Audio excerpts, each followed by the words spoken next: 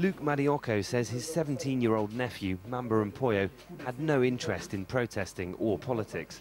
Thousands have been demonstrating here in Congo's capital, Kinshasa.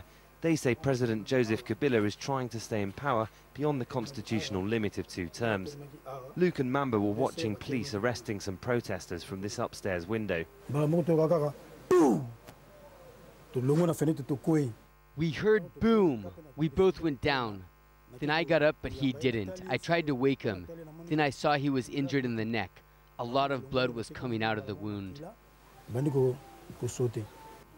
He died here on the floor. Luke thinks the shot must have been aimed at Mamba. His family say they want to take legal action against the government. The first suspects were brought here from police cells in this truck. They sat here for hours. This man says that he's innocent, he didn't do anything. Then lawyers arrive and the first trial begins.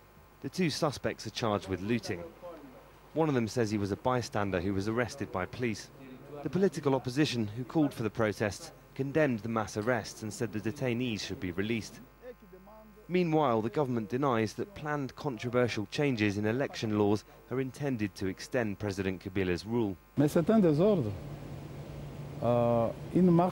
It's disorder. The demonstrations calling on people to cause civil disobedience are acts of barbarism. I think that our opposition is not responsible. We are in a legal process of improving electoral law. How can that lead the opposition to send youths to destroy people's property? Back at the house where Mamba lived, his family come together to mourn. His mother told us she has no money and she was depending on him to look after her in old age. Meanwhile, the government still wants to change the laws and the opposition plan more protests. But the politics won't bring Mamba back.